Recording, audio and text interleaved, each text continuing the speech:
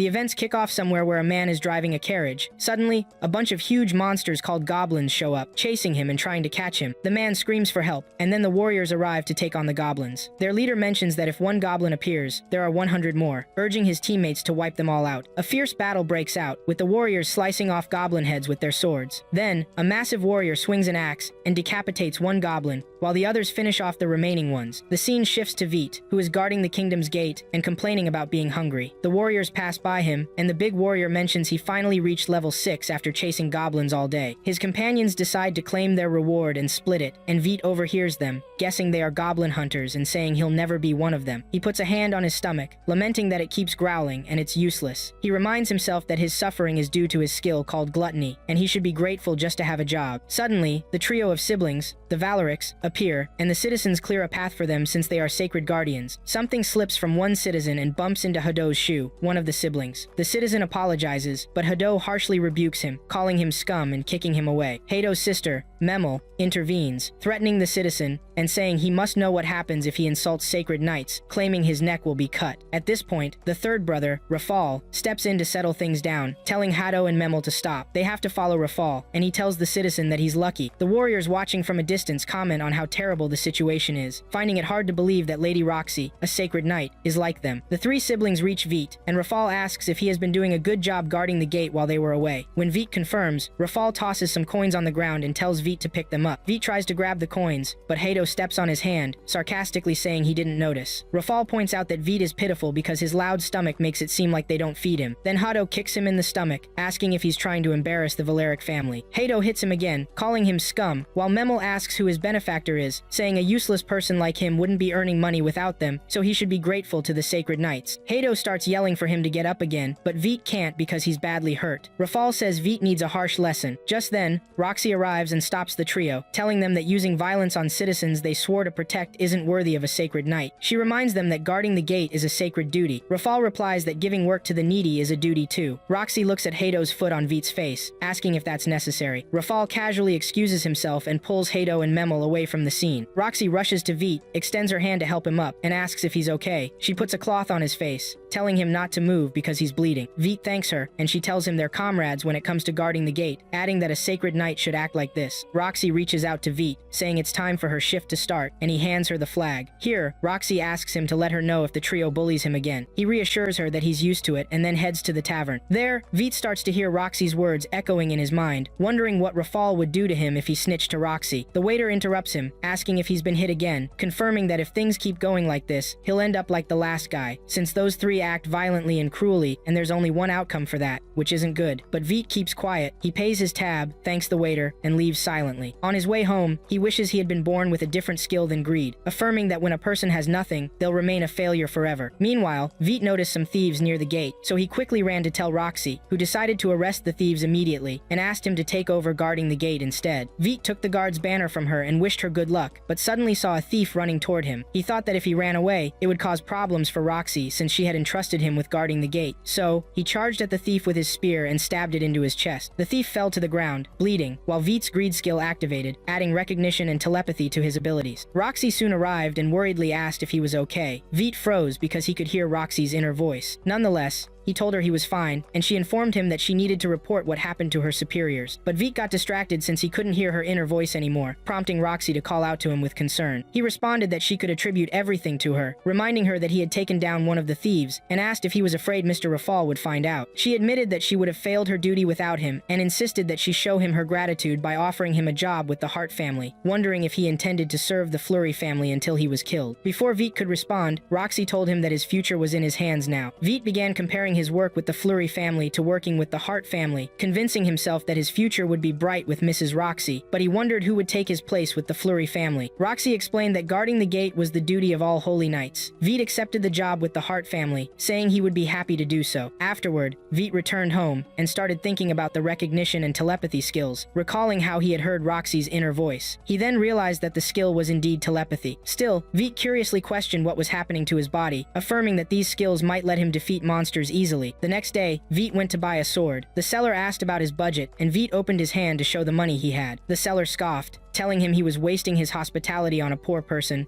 and firmly stated that he couldn't buy a weapon with such a small amount. Vite thought that since arriving in the royal capital 5 years ago, he had only managed to save these 2 silver coins from working. The seller pointed to a barrel of weapons, telling Vite that he could only buy a weapon from the few in there. Vite said that was better than nothing and started examining the swords, using his recognition skill to test their strength, until he found one he liked, a dirty black sword treated like trash. Vite realized that sword resembled him perfectly, but he stepped back in panic when the sword called him boy, admitting that it was greedy and could be wielded with one hand. Then it promised him he would be worthy of its service if he bought it, calling him the greedy one. Vite asked how it knew that about him, and the sword replied that they had many traits in common. Meanwhile, Mamil was telling Rafal about Vite's job at the Hart household, suggesting that Roxy should be taught a lesson for challenging their family and trying to hire Vite without consulting them. Rafal, indifferent, replied that many could take Vite's place, and it wasn't worth the trouble. Mamil reminded him that Roxy complained about how they handled the guarding duty. Rafal told her that the Hart and Fleury families were part of the 5 great families that supported the kingdom, so there was no point in complicating things between them. Rafal then got up, saying it was time to head to the military district. Mamil asked him what kind of studies he was conducting there that made him so excited. Rafal replied that those studies were to discover the path to immortality. Somewhere, Vite was walking with his sword, which told him it had learned its name. Suddenly, the sword alerted him to danger. He quickly turned and knocked down one of the goblins. At that moment, Vite's greed skill activated, giving him a strength boost, and more goblins appeared. Vite realized they were right when they said that seeing one goblin meant 100 were lurking nearby. He charged at the goblins, swinging his sword left and right until he took them all out. Afterward, he noticed his stomach hadn't growled at all that day. The sword then told him to thank the greed skill, explaining that typically, his stats would increase through fighting and his level would rise based on experience, but the greed skill steals stats and skills without benefiting from experience, so he remained at level 1. Vite asked how the sword knew all this, and it replied they were similar in that way, confirming that the greed skill worked against the holy law. It then suggested he collect the goblin heads for his reward. After a bit, Vite looked at his reward, noting that 38 goblin ears earned him 3 silver coins and 8 bronze coins, enough to order meat for dinner. But the sword stopped him, saying he needed to maintain it first, emphasizing that he didn't get the title greedy for nothing. Suddenly, while walking, Vite bumped into a man who was violently treating a girl while she cried for help. Vite decided to intervene and ran after the man, who was abusing the girl, telling her she would become a toy for the holy knights. In the orphanage, the saint was explaining to a group of children that their world was created by Saint Loblas, who blessed them with skills to thrive. She told them these skills were gifts from the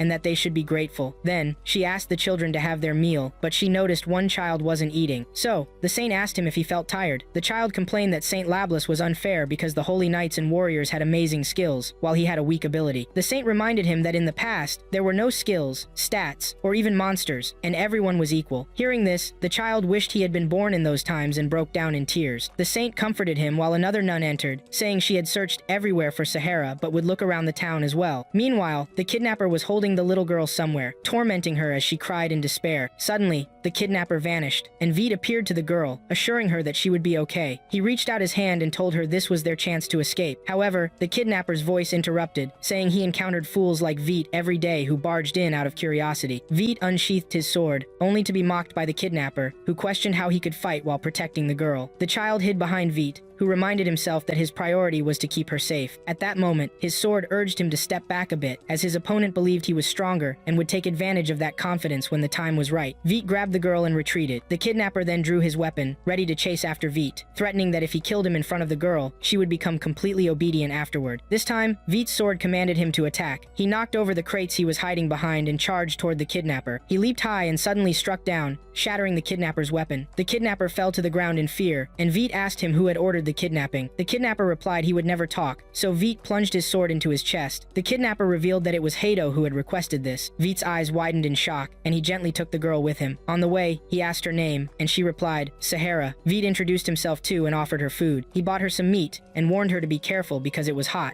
When she took a bite, Sahara told him she had never eaten meat before and found it very tasty. Vite moved his share closer and told her she could eat his portion too. After that, Sahara went back to the orphanage, where the saint was looking for her. When Sahara saw her, she hugged her under Vite's watchful gaze. Sahara thanked him for everything he did for her, surprising Vite since no one had ever thanked him before, given his terrible skill. Sahara asked if his skill was weak too, and Vite replied that he always felt hungry. Then Vite got closer to Sahara and told her that no matter how tough things got, if she could laugh in the face of her skill, she would surely find happiness. meaningless. This reminded Veet of when his father first said that, quote, noting he hadn't understood its meaning back then. After that, Sahara said goodbye and left. Veet's sword then told him that it seemed he had now gained the skill to wield a sword with one hand. Veet asked if that was good, and the sword confirmed, saying that acquiring such a technical skill would also come with secret techniques and arts, allowing him to attack twice in one strike. Then, Veet recalled when the sword mentioned something called the sharp edge during the kidnapper's attack. He scolded the sword for not warning him enough during the fight, saying he almost lost his life if the kidnapper had hit him. The sword replied that no one can interrupt a hero while saving a child. Veet told the sword he was not a hero, insisting that luck sometimes plays a role in winning battles, and it's not guaranteed that heroes always win. At that moment, the sword asked if he planned to show up at the Hart family's house, looking like that the next day, causing Veet to drop the sword while shouting that he forgot to buy new clothes. In the old tavern, the aged Ad shared with the bartender the news about Mr. Mason's fall at the hands of a sacred dragon, saying it was confirmed by a warrior friend. The bartender asked what would happen to the Hart family then. Ad replied that Mrs. Roxy would take charge after Mr. Mason, but he wasn't sure how well she could handle the sacred knights. The bartender asked if he meant the Flerick brothers. Then he served Ad his drink, adding that he liked to talk only about happy things. Ad inquired about Veet, and the bartender replied that he used to come to the tavern every day after work. The next day, Veet went to the Sacred Knights district, specifically to the Hart Manor, where Roxy welcomed him, saying she had been waiting for him. However, Veet seemed very distracted, so Roxy asked what was wrong. He replied that he was at a loss for words because of her beauty. Roxy shyly mentioned that she dressed up from time to time and noted that he looked nice too. Then, Roxy took him to her father's grave and said Veet would start working with them today. Veet asked who was in the grave, and Roxy replied it was her father, who had passed away 5 days ago after encountering a sacred dragon in Galia. Veet was shocked because Galia was a continent filled with monsters, and it was the Sacred Knight's duty to fight them. Roxy mentioned that this year's duty fell on the Hart family, as a sacred dragon that hadn't left its lair in over 1,000 years had shown up and killed all her father's men. Veet apologized to Roxy for not knowing what she was going through. Roxy told him not to be sad, revealing she was now the head of the Hart family, and from now on they would work together to bring joy to the manor. She extended her hand to shake his, but he stopped himself from shaking her hand to prevent his telepathic skill from activating. Luckily for him, the maid Haro arrived at that moment and eased the situation. Roxy introduced Haro to him and vice versa. Haro welcomed him and informed him that she was the head of the servants at the manor, asking him to behave like a proper member of the Hart family. After that, Veet had meet with the servants. Days went by, and he was busy trimming trees. Mr. Oliver ordered him to take a break after he finished. While Minerva commented that he seemed a bit eccentric, she pointed out that he had started a week ago but had seen him talking to his sword constantly. Oliver added that he had also seen Veet trembling while eating meat. Veet asked them to take it easy on him since he hadn't eaten meat in 5 years. The two men laughed, saying they had just had lunch and asked if he had eaten. Suddenly, Haro came to him, saying Mrs. Roxy wanted to see him. Veet ran after her to meet Roxy, but was surprised because his stomach was asking for food even though he had just eaten. When he met Roxy, she called him Phi. After a long moment of distraction, he told her his father used to call him that too, but he lost him during a monster hunting mission. He then asked why she called him Phi. Roxy explained that it was a fitting nickname for him, and added that he had become part of the Hart family now. Veet was shocked and told her it would be better if she used his full name. Suddenly, he stood up defensively and fainted. Later, Veet woke up in his room to find a note from Roxy telling him to rest and take the next day off. At that point, he asked his greedy sword why he felt so poorly. The greedy sword explained that the gluttony skill doesn't stop once it tastes the essence of souls, meaning he would be compelled to hunt souls to eat until he dies. Ignoring this would leave him starving to death or losing control and attacking anyone in his way. Veet thought this was impossible because he didn't want to become a monster. The greedy sword told him that when his hunger hit its peak, it would show in his eyes. Veet looked at himself in the mirror and confirmed this. The greedy sword insisted there was no escape now, and urged him to go out and hunt monsters to earn money. On the way, Veet asked if his red eye color was due to hunger. The greedy sword confirmed this, adding that this color would help him see better at night and make prey fear him, causing them to freeze in place. Veet arrived in a goblin area and killed a group of them, but he still wasn't satisfied, so he went to the hobgoblin forest, drawing his sword on every goblin he met, until he finally felt satisfied and his eye color returned to normal. The greedy sword advised him to keep killing monsters occasionally, so he wouldn't reach that stage again. Suddenly, the Goblin King appeared, and the forest shook violently with his presence. At that moment, Veet decided to face the Goblin King. He hid, then quickly jumped at him, but the Goblin King looked imposing. Veet tried to retreat, but the greedy sword reassured him that there was nothing to fear, and asked him to trust it. Encouraged, Veet charged at the Goblin King, driving his sword into him. That's when Veet's health regeneration skill activated. The greedy sword surprised him by saying that if he granted it those skills, it could give him new abilities. Veet asked what it would do with those those skills, and the greedy sword replied that it would take on a new form. Veet asked how many skills it wanted, and the greedy sword insisted on having everything it had gained since they met. If Veet didn't grant those skills, it would lose the right to have them. Veet had no choice but to grant the greedy sword its skills. At that moment, the greedy sword transformed into a magical bow and told Veet that someone had been watching him for a long time, so they needed to shoot an arrow now. Veet asked where he would get an arrow. The greedy sword instructed him to simply pull back the bow, and arrows would appear on their own. Veet obeyed immediately and hit the target. The next day, Veet caught Roxy in disguise and asked her why she was dressed like that and if she was going to the castle that way. Roxy whispered that she was heading to town on a secret inspection mission, which Veet said explained her disguise. She then told him not to tell anyone, especially Haro. Roxy remembered Haro's advice to act like a grown-up from the Hart family. Veet understood and apologized to Roxy, saying he would get back to work. But then she suddenly grabbed him by the collar of his shirt, saying she would take him with her as her escort. Roxy walked quickly, leaving Veet behind. He asked her to slow down a bit. The greedy sword pointed out that calling Roxy Miss would attract attention. At the same time, Roxy asked him to say the same thing to Veet. The greedy sword arrogantly claimed it had advised him that before. Veet told him to shut up. Roxy then asked who he was talking to, and Veet apologized, asking her not to worry about it. Roxy questioned why he didn't just call her Roki instead of Roxy. The greedy sword noted that the name wasn't far off from her real name. Veet told him again to shut up, which made Roxy feel sad, thinking he was referring to her as shut up. She apologized, saying she could be annoying. Veet reassured her that she wasn't the one he meant. Roxy admitted she was really excited to be going out with him, which made Veet blush, while the greedy sword provocatively remarked about the days of youth. Veet got angry at him, but Roxy stopped him, saying she wouldn't allow him to treat his sword roughly. Veet apologized, while Roxy mentioned that she hadn't looked at his sword before. In a panic, Veet glanced at the greedy sword and recalled the greedy one's earlier words about gluttony skills and the taste of souls. He thought to himself that he shouldn't let Roxy discover the gluttony skill, but Roxy surprised him by skillfully taking the sword from him. She then apologized for being curious about it. After examining the sword, she told him it needed more care and that she would inform the Hart family blacksmith to take care of it. Then she handed the sword back and asked him to keep working. Veet followed Roxy, telling the greedy guy he was happy for him now that someone would take care of him. But the greedy guy didn't respond and told him to be quiet because he was enjoying Roxy's lovely scent. Veet, feeling jealous, mentioned he might need to get rid of him and toss him aside, but Roxy suddenly turned to him and urged him to hurry up. Veet quickly followed her until they reached the market, where Roxy stopped in front of some grapes. The seller informed her that those grapes had just been picked from the Hart family farm that morning. Roxy asked to try one, and the seller handed her two. Veet tasted one and said it was delicious. Roxy replied, "Of course, it was delicious since it was grown on their land." At that moment, the seller caught on to what Roxy had said. Roxy covered her mouth in embarrassment while Veet saved her with the greedy guy's quick thinking, telling the seller that a relative of Roxy worked on the Hart family farm. The seller understood the situation, and Roxy whispered to Veet that he had cleverly saved her. The greedy guy then told him he owed him one, and Veet acknowledged he knew. Roxy asked what was going on, and Veet said he was just talking to himself. Suddenly, everyone in the market turned their attention to one of the holy knights, and people began whispering that since Mr. Myson's death, the holy knights had been out of control. As the holy knight walked by Roxy and Veet, the greedy guy said it was the perfect time for a fight. Veet told him to shut up, but the knight overheard him and approached, questioning if he was the one who said that. Veet apologized, but the knight continued angrily, trying to stomp on Veet's head until Roxy intervened, saying that Veet had already apologized. The knight then asked her how she dared to respond to a holy knight. Before Roxy could answer, the knight said he recognized her from somewhere. At that moment, Veet realized Roxy was about to be exposed, and the greedy guy whispered that they should pretend to be lovers. Veet, surprised, repeated, "Lovers?" At that moment, Roxy grabbed him, saying it was a great idea, and they pretended to be in love. She then apologized to the holy knight, who looked very surprised. Roxy left with Veet as people commented on how impossible it was for her to be the Lady Roxy. Everyone began to disperse while Roxy held Veet's hand, watching people's reactions from a distance. Veet heard her inner voice saying she had never held a man's hand like this before, so he immediately pulled away. Roxy then stood in front of a gem dealer, and Veet was amazed when she told him that, as a girl, she was naturally drawn to gemstones. She pointed to several raw stones and asked the dealer if they were gems too. The dealer replied that you couldn't tell if they contained gems until they were opened. Roxy examined them curiously, and the dealer informed her that one could be bought for 10 copper coins, asking if she wanted to try her luck. Roxy said she wasn't lucky. Then Veet started inspecting the stones using his identification skill, and he was surprised to see Roxy holding a gem and looking at it closely. The dealer guessed she liked it and told Veet he would give him a discount if he wanted to buy it for his girl, but Roxy put it back, thanking the dealer for letting her have a look. The dealer asked if she didn't like it, and she said she didn't think she would ever use it, then continued on her way. Veet caught up with her and asked if she didn't have any acquaintances among the warriors. She replied that she had questions for the current warriors, not the retired ones. Suddenly, they overheard passers-by talking about the dead goblins. One person said they died because of a wandering monster, while another remarked that couldn't be true. How could the orphanage in the poor neighborhood have goblin ears as a donation? Roxy then stopped the speaker and asked him to tell her more more about this, since she was investigating the wandering monster that had recently appeared near the capital. After that, Veet took Roxy to a tavern and introduced her to the bartender as Roki, his co-worker. The bartender told her to look out for him and remarked to Veet that he was surprised to see him alive with his girlfriend after so long. Veet corrected him, saying she wasn't his girlfriend. The bartender apologized, saying he misunderstood. Moments later, the bartender mentioned hearing about a warrior who found a mountain of goblin corpses, ears still attached, and made a lot of money from it. Roxy asked why the killer couldn't just be a wandering monster. The bartender said that was impossible. If there were a mysterious creature roaming around, travelers would spread the word. Suddenly, an old man walked into the tavern and said there was a popular theory that the wandering monster was a leech. Roxy worriedly replied that this monster would be a major threat to the citizens. The old man assured her that the Holy Knights would handle it right away. In that moment, Veet was shocked and wondered what would happen if Roxy joined in the hunt and saw him kill the goblin. Soon after, other warriors entered the tavern, and one approached Roxy, asking her to join him and enjoy his company. Roxy immediately stood up and pushed the man away using her skills. One of the warriors commented that only a holy knight could perform such a move. Roxy took out her hair tie, and the bartender recognized her instantly, saying, "Lady Roxy." Roxy apologized for deceiving him at first, and at that moment, the warriors bowed before her, asking for her forgiveness. One offered her money, but she turned it down, stating that the Holy Knights were meant to protect people and create a world where they could laugh with the kingdom's subjects, just like her father dreamed. The old man then remarked that Roxy was just like her father. After that, Roxy chatted with the warriors. Later, she took Veet to get his greedy sword repaired, and he thanked her for it. She told him she learned a lot about the wandering monster thanks to him. Veet asked why she didn't know about the hunt then. Roxy guessed to herself that the Valeric family was handling it and hadn't informed her. Suddenly, Roxy and Veet heard three siblings teasing a child, so Roxy ran to the source of the noise, asking them to leave the kid alone. One of the siblings told her they were taking a lost child to protect him. Roxy ordered Veet to take the child, and he did. Then she asked Raval why he hadn't told her about the hunt for the wandering monster. He justified that he thought she was busy dealing with her father's death. The three siblings left, and the child said he hated the Holy Knights. Roxy apologized, and he asked why she was apologizing. Veet asked if the child was lost, and he said he couldn't find his mother. The two then began searching for the child's mother. At that moment, Veet remembered when he got lost 5 years ago, and a Holy Knight took care of him too. Soon after, the mother found her child, and the kid bid them farewell. Then Veet returned home, thinking of a way to hunt monsters without Roxy finding out. He decided to wear a mask. The next day, Veet went to Roxy and gave her a raw gem as a token of gratitude for giving him a job. Roxy told him she was very happy with his gift. Veet quickly went goblin hunting while wearing his mask, and soon warriors were describing him as the Lich, causing all of them to flee the area. The next day, Roxy met Veet while he was working. She told him she had a secret mission for him, then took him on a tour in her carriage. She pointed to a certain area and said it belonged to the Hart family. Veet admired the place and asked if he would be picking grapes. She explained that she wanted to see the grapes up close after seeing them sold at the market that day. The carriage stopped at the family home, and Roxy ran to her mother,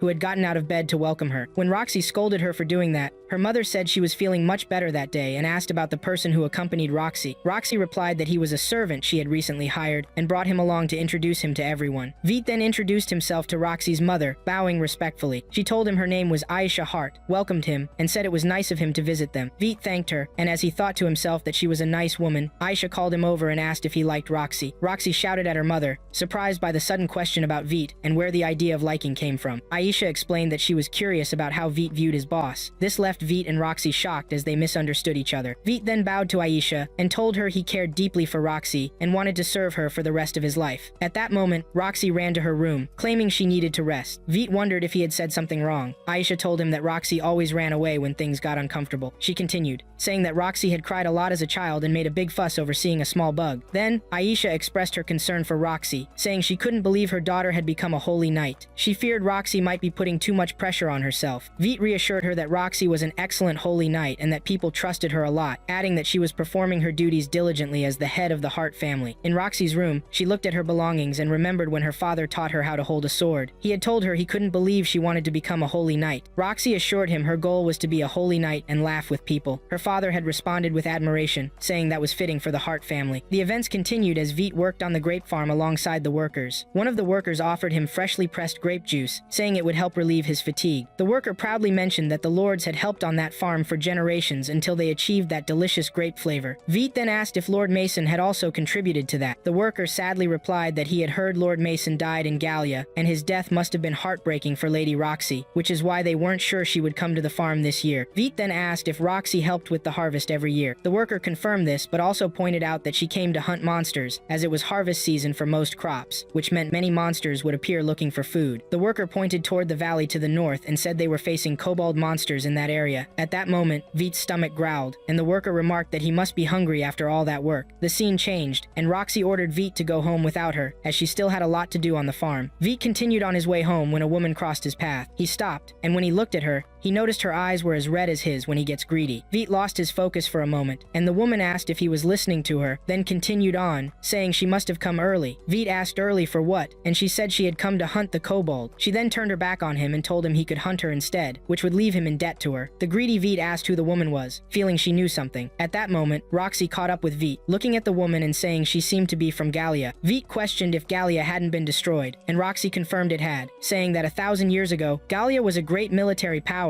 but was overwhelmed by a wave of monsters that led to the nation's collapse. Veet replied that there might still be survivors, but Roxy stated she hadn't met a pureblood Gallian yet. Veet then walked alongside Roxy and asked if she would be okay alone while hunting monsters. She told him she was a holy knight and that she'd also have warriors working with her. After that, the kobold monsters destroyed all the grape crops, so Roxy and her team lay in wait to take down the kobolds. When Veet spotted a kobold, he started drooling, while the warriors said they had no chance against that monster. Roxy told them she would capture and kill it, and instructed the workers to find a safe place until then, while she ordered the warriors to prepare for battle. One warrior told her they would need a day to get ready, and at that moment, Veet thought facing a level 50 monster was beyond his abilities, but he couldn't ignore what was happening in Heart's lands. At night, Veet went to fight the kobold monsters, where greed transformed him into a bow, and he started shooting arrows at the kobolds non-stop until the kobold king caught one of his arrows. Veet pulled back his arrow and lunged at the kobold king quickly, but the king struck him in the shoulder and then unleashed a strange energy that knocked Veet into a lake, leaving him unconscious. However, Veet pretended to be unconscious, and when a second kobold approached him, he suddenly got up and stabbed the kobold in the mouth. But the kobold king was still waiting for him. The greedy one then told Veet to charge him with the power he had just obtained from the kobold he killed, and he transformed into a deadly and powerful weapon. Together, they defeated the kobold king. But worse, Veet fell into a frenzy from eating a monster for the first time. The greedy one urged him to hold on and not lose himself, warning that if he did, he would fall into a worse state than extreme hunger. The next day, Roxy examined the area and found some magical arrows. Afterward, she went home and discussed it with her mother and Veet, saying she'd seen a woman from Gallia days before who was one of the strongest holy knights, and she suspected she was the reason for the kobold's death. After that, Aisha called Veet to her room and asked him to stay close to her daughter and support her, assuring him that she sensed he had the desire in his heart to be by Roxy's side. Aisha then explained that she had been a common girl with ordinary skills but had supported her husband. Still, she believed Roxy faced some challenges since only one of her parents was a holy knight. Aisha then broke down in tears, telling Veet that her days were numbered, and she wanted him to support Roxy in her place. Veet agreed to her request, then he and Roxy headed back to the capital. He struggled to suppress his greed, since hunting goblins no longer satisfied his hunger after devouring the kobold. The greedy one reminded him that time was running out and he needed to find an alternative to satisfy his appetite before it was too late. Veet went to the tavern to think of a solution, where the old man Ed said that Mr. Hato would join the mission to hunt the lich. The bartender speculated that Hato was seeking quick glory through that mission, and the old man scoffed, suggesting the holy knights send Hato on a Gallia mission to become food for the monsters. Veet then wondered why there was a second mission to Gallia when Mr. Mason had just died. The old man replied that nothing had been decided yet. Not long after, Roxy knelt before her father's grave asking for his blessings, as she was chosen to go to Gallia. At that moment, Veet's voice came to her, begging her not to go there or she might never return. She told him she had made her decision. On the other side, Mimel was celebrating the trap they set for Roxy to go to Gallia to get rid of her since she was a nuisance to them. Meanwhile, Hato told Mimel and Rafal that he wanted to go with them to Tenburn. Mimel replied that it was a mission to seek immortality, not a trip. In the evening, Veet went fishing as usual, but Hadu and his friends blocked his way. Then, Hadu's companions asked him to deal with Veet, and Hadu allowed them. Some of them rushed at Veet with their swords, but Veet took them down while the others fled, despite Hadu warning them not to run away. At that moment, Hadu drew his sword and told Veet that he was just a beast, and that he wouldn't escape. Veet removed his mask and revealed his head covering, shocking Hadu, who wondered how a scum like Veet could have such strength. Veet told him he wasn't obligated to explain anything, but Hadu arrogantly asked if he knew who he was dealing with, boasting that he was the second son of the Fleric family and a holy knight. This provoked Veet, who challenged him to show off the power of the holy knight he was so proud of. At that moment, Hadu was curious about how Veet had gained such power, while Veet was questioning his greedy sword about whether it could destroy a holy sword. The greedy sword replied that a holy sword made of orichalcum couldn't possibly be better than it, and told Veet to strike as he wished, while Hadu called him a fool and wondered if he was really going to fight from that distance. When Hadu charged at Veet and started summoning the power of the holy sword, he was shocked to see Veet split his sword in half without warning. Hadu exclaimed, "That's a holy sword! It can't happen!" Veet tossed the remains of the holy sword in front of him and ordered him to pick it up. Hadu tried to flee, but Veet cornered him, saying he thought Hadu was a true holy knight, but instead, he was pathetic. Veet began to remember how Hadu used to beat him in the past and swiftly dragged him, teaching him a lesson by slamming him from one rock to another. Hadu pleaded for Veet to let him go, but Veet asked how he could plead after treating others like insects and putting Roxy in danger. Hadu begged again, but Veet ignored him and insisted on punishing him. Then his greedy sword transformed into the figure of a mighty phoenix, releasing strange light energy. Soon, the lights faded, revealing that Hadu couldn't move, yet he was amazed that Veet hadn't killed him. Veet told him he had questions, making Hadu wonder if they were about Roxy. Veet then revealed that Roxy chose to go to Gallia to save the citizens. At that moment, Veet raised his sword against Hadu, telling him he would cancel Roxy's mission to Gallia, but didn't want to kill him. Hadu urged Veet not to do anything foolish in revenge for Roxy, but Veet stabbed the sword into Hadu's chest, saying that this revenge was for him. At that moment, Veet gained the skill of the holy sword technique, and the greedy sword announced that he was now a holy knight. Quickly, Veet transferred his stats to the greedy sword, which then took on a new form, a blade that could cut through anything to oblivion. As events unfolded, Roxy began preparing to go to Gallia. Before getting into her carriage, Roxy looked at her servants and assured them there was no need for their worried looks, emphasizing that the 3 years would pass quickly. She approached Haru and asked her to take care of things in her absence, while Haru also asked Roxy to serve honorably as the chief of the Heart family. Roxy then said goodbye to Oliver and Minerva, who wished her good luck. She stood to bid farewell to Veet, saying they would meet again. Veet asked her to take care of herself, and Roxy mounted her horse and left. Later, Haru handed Veet a recommendation letter from Roxy, leaving it for him in case he wished to work at another castle, which would distance him from the Fleric family. Veet took the letter and noted that Roxy cared about him until the end, but he couldn't accept it, as he would carve his own path as a warrior from now on. Afterward, Veet returned home and began preparing for his journey, stating that since he couldn't stop Roxy from going to Gallia, he could at least support her. The next day, Veet said goodbye to everyone at the Heart Castle. Haru gave him money for his work along with a severance bonus. Veet told her the amount seemed high, but she replied that he shouldn't forget the pride that comes with serving the Heart family and wished him good luck. After that, Veet went to say goodbye to the bartender and old man Ad, telling them he had to go to Gallia. Meanwhile, Roxy announced to the Holy Knights that she had taken her father Mason Hart's position and that they would head to defeat the Holy Dragon that had awakened after 1,000 years of slumber. They would also protect the royal capital, Seyfort, and its people. After finishing her speech, Roxy met a girl named Miria, who told her she would be with her wherever she went. Then another person named Mogan approached. Mogan volunteered to go to Gallia too, and Miria teased him, saying people like him get excited to see the live natural disaster, the sacred dragon. She accused him of just wanting to find a chance to test his skills. Mogan responded that he couldn't deny that most warriors look for opportunities to see how good they really are. Miria called him a foolish warrior, and Roxy told her she was going too far. Mogan explained that he volunteered mainly because of Mr.